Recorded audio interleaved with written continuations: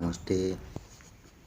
મોરા ગામમાં સ્થાનિક નેતાઓની નિષ્ક્રિયતાના શંકાસ્પદ વારંવાર જાહેરાતમાં રજૂઆત કરવામાં આવે છે અને ત્યાંની વસ્તીના આધારે ત્યાંનું રાજકારણ પાનામાં છાપવામાં આવે છે. મોરામાં કંપનીઓને 42 કરોડ આપ્યા છતાં સુએઝ કંપનીઓએ ગામના ખાતાઓને શુદ્ધ કરવા અને ગામની વસ્તીઓને અનેક ઉપયોગી લગતી વસ્તુઓ માટે 42 કરોડ આપ્યા છતાં સુએઝ ટ્રીટમેન્ટ પ્લાન્ટ કરવામાં આવ્યો નથી. ત્યાંના સરપંચો અથવા ત્યાંના સરકારી અધિકારીઓ દ્વારા તો વર્ષવાર ગ્રાન્ટની કુલ વિગતો આરટીઆઈ મુજબ ટેક્સ ઇન્ફોર્મેશન દ્વારા બહાર છે અને વિકાસ કયા અટક્યો અને ગામવાસીઓના 4 મુખ્ય તાર્કિક મુદ્દાઓ એ લોકજનને જાહેરાતમાં મૂકવામાં આવે. વર્ષો સુધી મળતી ગ્રાન્ટનો ઓડિટ એટલે કે ચેક કરવામાં આવે છે, ટ્રાયલ લેવામાં આવે છે. ત્યાં સ્પષ્ટ દેખાતું નથી એ લોકોને. મોટા પ્રોજેક્ટને અનુસાર પ્રોજેક્ટ મેનેજમેન્ટ સેલ ગામમાં નથી. એક કંપનીનો વિસ્તારનું ગામ કંપનીઓએ એક ભાગનો ત્રીજા ભાગનો ફાળો આપ્યો, પરંતુ કામોમાં અમલીકરણ જવાબદારી ગામ અને તંત્રની હતી. વચ્ચેનું કોમ્બિનેશન ગાયબ થઈ ગયું. 14 થી 21 વર્ષ એટલે કે 6 વર્ષની અંદર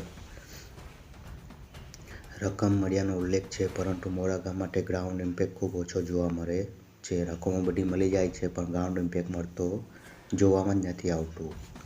2020ના સર્વે પછી એસટીપી અને ડીપીઆર ડેલી પ્રોગ્રેસિવ રિપોર્ટ એટલે કે રોજબરોજના અર્થે કયું કામ થયું તે તૈયાર પ્રોજેક્ટ અચાનક બંધ કેમ થઈ જાય છે. આરટીઓ મુજબ 2020 એક મોટી કંપની દ્વારા મોટા ગામમાં સુએઝ ટ્રીટમેન્ટ પ્લાન્ટ એટલે કે વોટરને શુદ્ધિકરણ કરી ફરી તે વોટરનો ઉપયોગ કરવાનો પ્લાન્ટ એ ગામની અંદર બનાવવાની એક માંગ હતી. એ જાહેરાતમાં બનાવવાની યોજના માટે સર્વે કરવામાં આવ્યો હતો. ટેકનિકલ ટીમ સ્તરે નિર્ધારિત કર્યું. પ્લાનનું પ્રાથમિક ડેલી પ્રોગ્રેસિવ રિપોર્ટ પણ ચર્ચામાં આવ્યું હતું, પરંતુ આ પ્રોજેક્ટ શા માટે અટકાવ્યો અને ડીપીઆર કઈ ફાઇલે અટકેલી છે. કંપની દ્વારા કરાયેલા સર્વેનું પરિણામ અને ત્યાંની જમીનો પર ગાયબ થઈ ગયું છે. તેના સંબંધિત કોઈ પણ દસ્તાવેજો કે કાગળો જોવામાં આરટીઆઈનો ઉપયોગ કરવામાં આવ્યા નથી. આ એક જાહેરાત દ્વારા માંગ છે. આ મુદ્દો મોરા ગામમાં પંચાયતથી લઈને તાલુકા તંત્ર સુધી ગંભીર તપાસ ચાલે છે અને જિલ્લા કલેક્ટર અને આઈપીએસ ઇન્ડિયન પોલીસ પણ આ મુદ્દે મોરા કંપનીઓને 42 કરોડ આપ્યા છતાં સુએઝ ટ્રીટમેન્ટ પ્લાન્ટ નથી એ વારંવાર રજૂઆત કરે છે. તો મોરા ગામમાં અનટ્રીટેડ પાણી છોડવામાં આવતું હોવાથી અસંખ્ય માછલીઓ પોતાના પગલે ભારે અસરગ્રસ્ત ગામવાસી તંત્રને જોવા મળી રહ્યો છે. મળેલી ચોંકાવનારી માહિતી ઘણી બધી મળે છે મોરા ગામના ચોકી પોસ્ટની અંદર.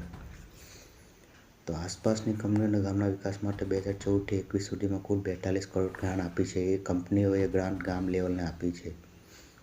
તો મોટી રકમ આપવા છતાં સુએઝ ટ્રીટમેન્ટ પ્લાન્ટ, વોટર ટ્રીટમેન્ટનો પ્લાન્ટ એક ઊભો કરવાની માંગ હતી એ હજુ સુધી થયો નથી.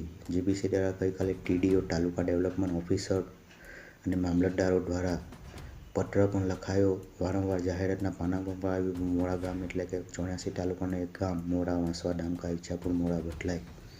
મહત્વનું કામ સુએઝ ટ્રીટમેન્ટ પ્લાન્ટ એસટીપી આજ સુધી માત્ર કાગળ ઉપર જ છપાઈ આવે છે અને તે અંગે ગ્રામજનોના પ્રશ્નો ઊભા થાય છે. તો આ વર્ષમાં ગ્રાન્ટ દર્શાવવામાં આવી છે, પરંતુ ગ્રાન્ટનો ઉપયોગ અંગેના પ્રશ્નોના કરોડોમાં રકમ જાય છે, પરંતુ તેની તપાસ અને જવાબોમાં ખૂબ જ ગૂંચવણ જોવા મળી આવે છે.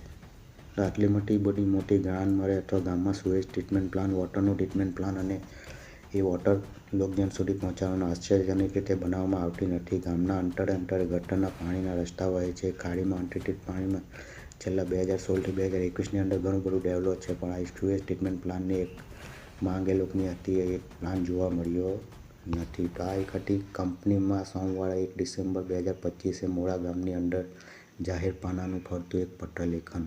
તો મિત્રો, આ માહિતી એ સમાચાર પત્રની એક માહિતી છે અને તે ગામના ત્યાંના ટીડીઓ, તાલુકા ડેવલપમેન્ટ ઓફિસર ત્યાં વારંવાર જઈ રસ્તાઓ પર ચેક રિપોર્ટ બનાવી રહ્યા છે, પણ ત્યાંના જે કરોડોની રકમ છે એ ડીપીઆરમાં પ્રોજેક્ટ અચાનક બંધ કેમ થઈ જાય છે એની એક માહિતી છે.